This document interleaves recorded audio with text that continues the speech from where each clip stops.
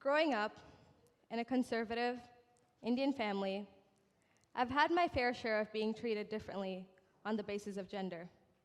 My fair share of, girls don't act like that, lower your voice, sit more modestly.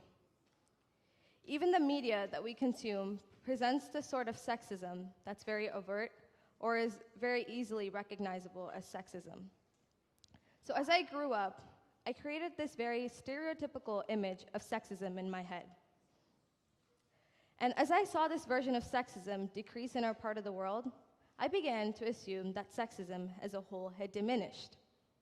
Living in Canada, this might be a logical assumption to make, considering this is a society where both men and women are given equal opportunity and rights, considering that this is a society where a majority of the population is educated, considering that this is a society where it's socially unacceptable to be openly sexist.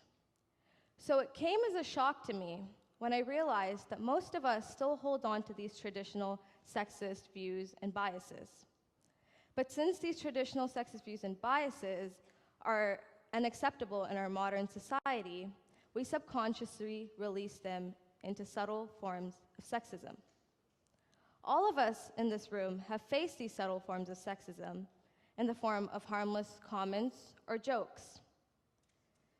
And the people behind the subtle sexism is also quite often you and me. That's right. All of us in this room have somehow, at one point in our lives, contributed to subtle sexism. Let me introduce a word to you: microaggression.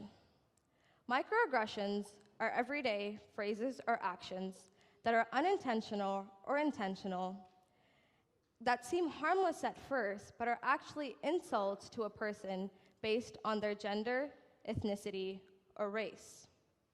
These messages demean the people that it's directed towards, make them feel inferior or less than. See, the problem with microaggression is that it's difficult to recognize.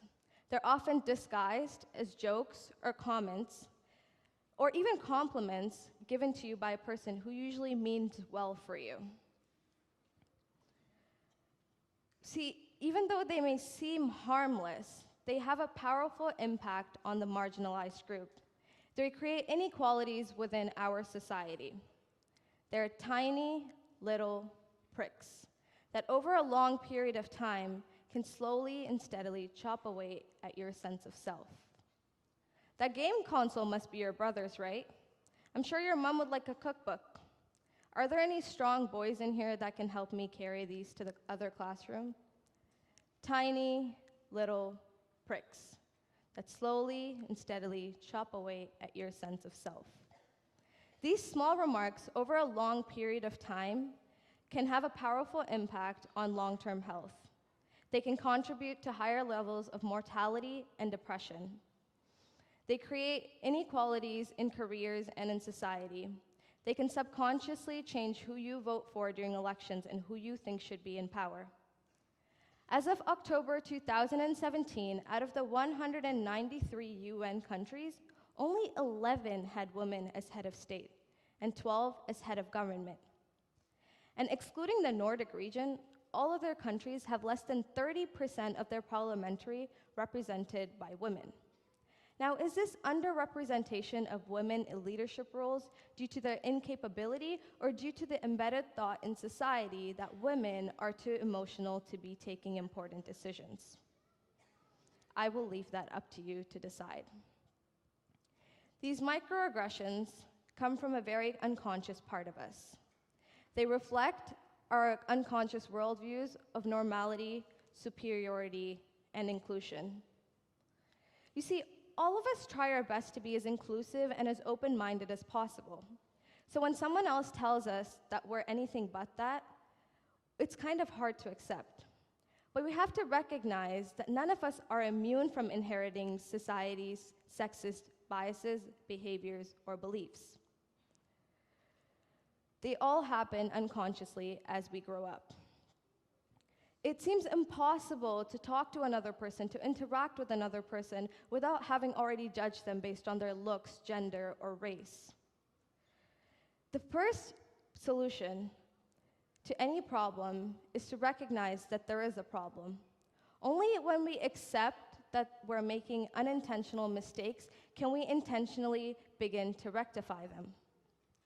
It's important to recognize when our words begin to impact another person's life negatively, because our words have power. The words that you choose have power. The words that you choose to use can impact another person's life 5, even 10 years from now. So choose your words wisely. You see, it's important to choose our words wisely because we don't know how our comment will impact another person's life. You don't know how it might make another person feel. The best way to beat any microaggression is to use polite comments. Maybe ask them to repeat what they said, and maybe they'll catch this microaggression second time around. Appeal to their values. Tell them that the comment that they just made doesn't match their values. Or use your humor or sarcasm to get your message across. Or maybe just roll your eyes at them. Or get them to explain why they said what they said. And then explain to them how a person from a different point of view might take that comment. Or just simply, blatantly, openly tell them that their comment was unacceptable. It all depends on how much you know the person and how comfortable you are with that person. Because sometimes people make comments to just get a reaction out of you. Because sometimes they know exactly the impact of their words, and yet they continue to say them. It's important to keep calling out and speaking up against these microaggressions, because we need to actively work towards creating a society where both men and women can work towards their goals and potential without having tiny pricks pricking at them every few minutes. It's important to create a society where both men and women feel equal. It's not enough to say that men and women are it's not just enough to say that anymore. We need to actively work towards it. It's not enough to say that gender equality is right and moral. We need to do something for it. And finally, if someone else tells you that you're being offensive, then drop the defensiveness.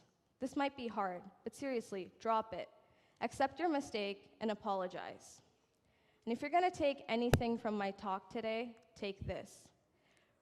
Think before you speak, because your words have power. The words that you choose to use, the words that you choose to make a comment or a joke have power. They're going to impact another person's life. And slowly but steadily, we can defy the unconscious biases that exist in our brain. We can defy these biases that seem impossible to overcome now. It might be too late to change the mindset of my Indian conservative family, but I can try my best to change mine and yours. And maybe, just maybe, the next generation can live in a society that's more inclusive, and maybe, just maybe, we're the last generation to have tiny little pins pricking at us.